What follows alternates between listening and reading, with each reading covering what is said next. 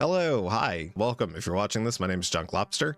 I'm a digital artist that has been streaming digital art live for about 2 years now. As someone that loved art as a kid and then got out of it around the end of high school, really kind of fell out with it, just tried to focus on it in college, and that just didn't work as well. And I started leaning into more professional skills that were creative. During lockdown, I got an iPad and an Apple Pencil, and that fixed the big problem I had with trying to do art, which was I always felt like I was wasting material because I wasn't good enough. And so that repetitive being able to just control Z, new layer, all that stuff really helped me get out of that funk. But it wasn't until I started doing these art streams every week for 2 years. I mean, there's a couple weeks where we've taken off, around the holidays every year, or if I'm sick or something like that. But like 2, sometimes even 3 days a week for 2 years straight, the improvement has been insane. Like, I look back at some of my 2024 art, and I've even redone some of the characters from that first year because it is just a stark difference. I think a really good example, and I'll put it up on the screen. Let me make this a little let me just put this here so it's visible. I think the starkest example I have really is very early on. I was asked by a friend to do Carnage, the Spider-Man villain, in the Danny Phantom style that I loved. I loved Danny Phantom and Fairly Odd Parents growing up. Actually, once I started leaning into kind of my own style for things, there is an unfortunate amount of Butch Hartman stylistic choices that have ingrained themselves in me. But I was asked to do it, and I remember at the time doing it and not being happy with it. And it kind of always was this little stain in the back of my head. Every time I was doing something, I was like, well, at least it's not as bad as Carnage. And I recently, about a month or two ago, went back and redid him. So much happier. And I think one of the things I really loved about the redo of him that I did was that I was starting to get more comfortable. And this has kind of been the case for a lot of things, getting more comfortable, not so much relying on the reference for specific posing or, specific shapes, but just kind of relying on it to make sure it's consistent with that style. I think I sometimes get in my head a little too much about that. But anyways, last year I made a video called Being Bad at Drawing is Worth Your Time. And that's it. That's all of the art advice I can give somebody. And I'm half joking, right? Because obviously there's more to this video. You can look down at the little time bar. But that's it. That's the big one. Is repetition is key with anything, especially with creative endeavors. So I wanted to, because that was taken, when that video was put together, it was taken from a stream clip. I kind of wanted to take some time and just kind of talk about art, talk about, even the growth. Like, I redid this one tonight, right after the stream. Here's the original one, and here's this. And the big thing that I was, and part of what I want to talk about is what I was thinking during the stream as I was doing it, and what I was thinking when I was redoing it, because there's a difference between drawing in front of other people, even if they're your friends, which I'm fortunate that most of the people tuning in to watch are my friends. But also when you're not being watched and you're able to just kind of really zoom in and focus and not being worried about putting on a show. But really, I wanted to talk about specifically, because I love how these all turned out. I love this is a slight adjustment to what was originally on the stream. There was no visible neck on the previous one, so really it was just shifting it over so that the head was kind of more in the correct anatomical space as it should be. But I really want to talk about this one because this one is far more based on the person, one of my co-hosts, one of my very dear friends, Bunny B. And as I was doing this one, I just wasn't happy with how it was looking. We were basing it kind of off of the Morton Salt Girl. The whole premise of these were they were food mascots of my friends, of my co-hosts. And so for Bunny, we were like, okay, well, you Bunny Bee, Honey Bee kind of thing. Obviously that's going to be some sort of like honey related cereal or something. Let's lean into that. So we had that premise, and we were thinking of, okay, what mascots maybe do you gel with, sort of thing. And the one that she brought up was the Morton Salt Girl, which was like, ooh, that's really fun. And so we pulled up the Morton Salt Girl, we pulled up Honeybee, and I just started kind of going at it with the sketch. And we landed on this, and we really loved the story it was telling. We loved the expression on her face. We loved this idea of the queen bee chasing her around. But I wasn't happy with quite a bit of it. I wasn't happy, the anatomy of her alone not only was off, but just was kind of inaccurate. It was more just I was going off the seat of my pants. I didn't have reference of her right in front of me. So during that process, while I was doing it in the back of my head, I was like, this isn't correct. But B, I was so focused on the Morton Salt Girl of it all. You can see that in the shape of the hair. And as we were working on it, as we were talking, we were like, oh, what would look better? And we landed on kind of going with this Wile E. Coyote Roadrunner style looping running leg. Turned out really good. I really love that part. I literally did not change anything about that. But I was like, okay, there's some tweaks here. Also, the bee's kind of hard to read. So what can we do to kind of clean that up a bit? But I liked some of the colors. We realized she has kind of a Sue Storm thing going on, so that wasn't quite right. So then when I redid it, first things first, and it's not perfect. I think that's the other thing to note here is I'm not saying that I've improved in a way that is like perfect, but the anatomy is a lot more correct, right? There's not this weird gap between her right shoulder or her left shoulder, so to speak, and the hairline.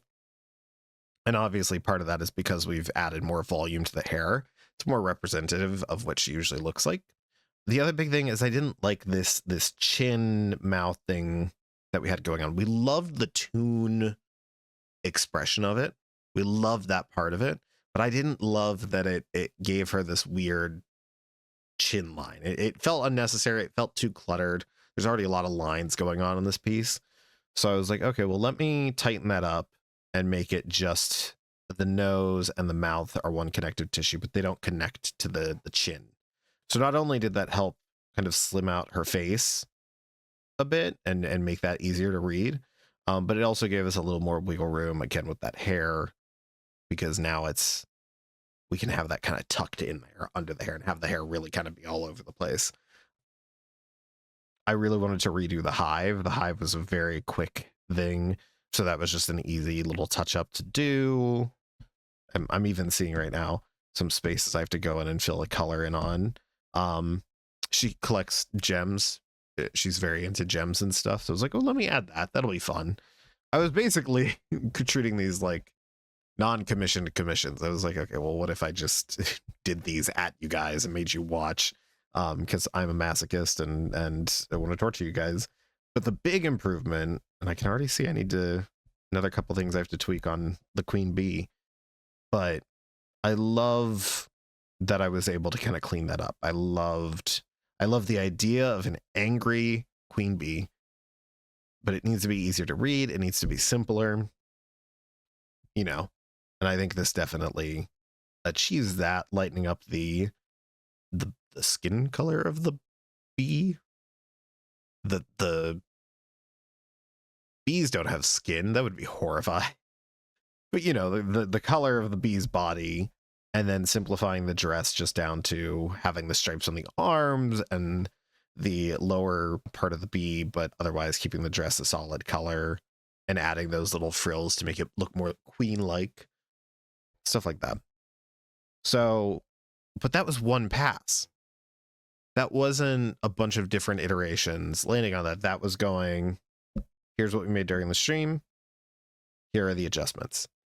It's telling the same story, but it's more in line with what I had in my head. And it took some steps to get there. And some of those steps happened tonight, but some of those steps happened over the last 2 years. And I think that's been one of the things I've just been really proud of myself for over the last 2 years, is kind of really digging in and getting a little bit better at art, because for so long I just felt like, again, I just wasn't good enough. Why am I wasting my time and energy? But now we've also got to the point where, like, we've done some really niche characters. We've done beloved characters of mine and just in pop culture in general, and just getting to explore it. This is another redo. This is one of those redos where when I did the original, and I'll put it up on the screen next to it here.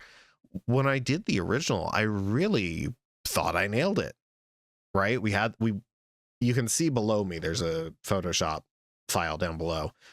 Typically that's where the reference goes, so people can see what I'm referring to when I'm drawing.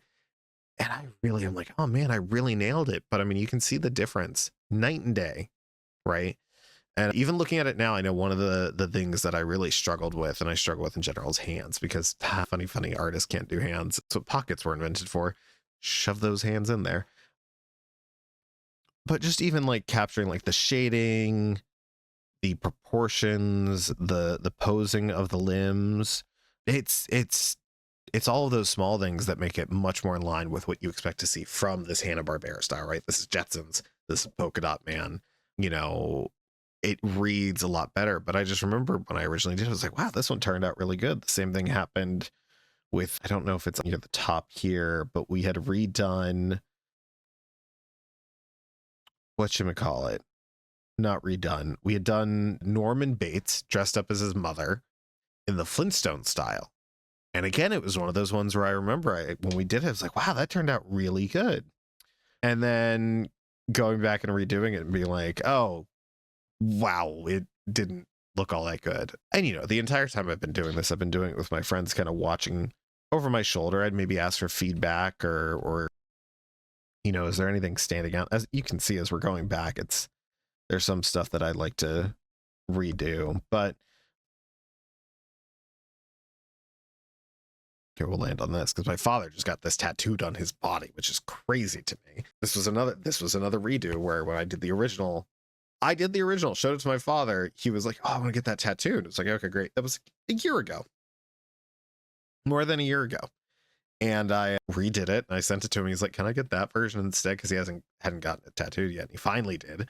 Actually, I'll put the photo up on screen here. He got it done by a local tattoo artist and it turned out great. It was crazy to see something that I did like it's crazy. And I know it's my dad and he's proud of me and all that fun stuff, but it was a weird kind of catharsis for me. So hopefully I've got this down quite a bit. There's been a lot of stuff, but I wanted to take a moment at the end here just to talk about creativity and how important it is to not get locked down. I was really struggling with my mental health.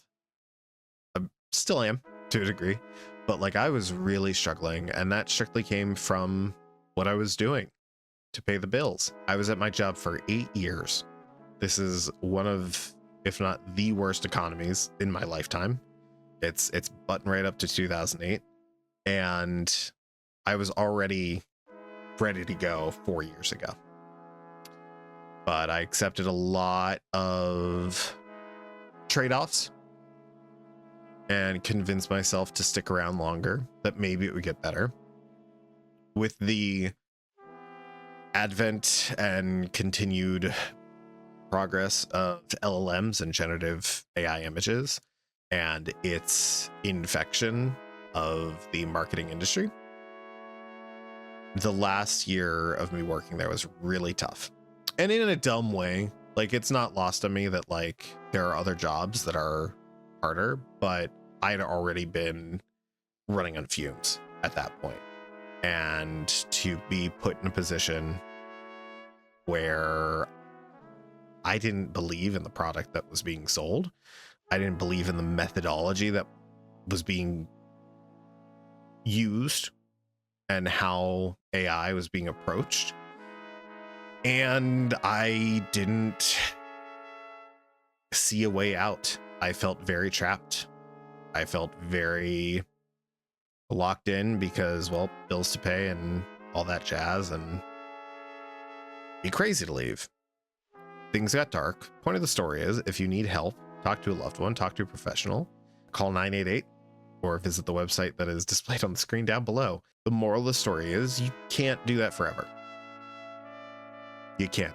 And it was for months looking like there was only one option, and that's not true at all. And luckily I'm surrounded by a lot of people that I love, and they've been very supportive the entire time. They all knew where I was at emotionally with where I was at with work and my frustrations with that. And after talking to the correct people and getting the right support, especially from my partner, Bob, who we mentioned earlier, we decided, hey, we're going to figure it out. I'm going to take some time off, be looking for some sort of survival gig, but a job that can help pay the bills, that is separate, that is not absorbing all of my energy. I mean, it got to the point last year, like right at the end of the year, where we took a step back from streaming, and I told myself, well, I'll only stream 1 day a week because I'm really having a tough time focusing at work. So clearly the solution is to stop doing the thing I love as much so I can focus on the thing I hate the most. Dear viewers, that was not the solution. And as a matter of fact, getting to flip that and focus more on this stuff again, I'm very fortunate to have this window of time where I can do that. So I'm going to. And that's going to include doing more stuff here, doing more content like this. If you would like to support me in that endeavor, you're under no obligation to do so. But hey, hitting that subscribe button here, giving me a follow over on Twitch and tuning into the live streams, consider subscribing on Twitch, or consider purchasing some of the stickers I have on either my Redbubble or on my card. In fact, if you purchase enough of my Redbubble, I'll finally get the payout from there because I never hit the threshold for that, which is really funny on how that works. Additionally, I think I'm going to be doing a pre-order period for some of the newer characters and designs we did as stickers coming up. So that way it can be a kind of a la carte option.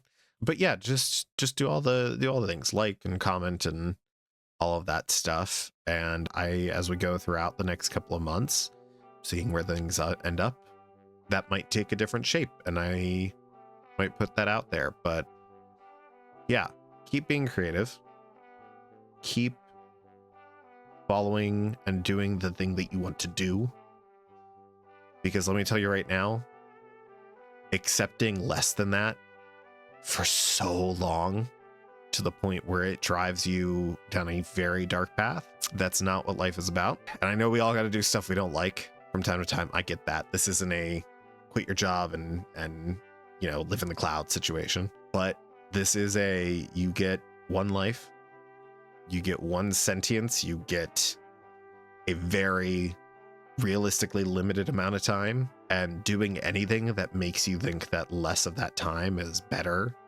than risk, that's the biggest indication that it's time to shake it up. And so yeah, I look forward to creating more this year. I look forward to creating more for you and for myself and for my friends.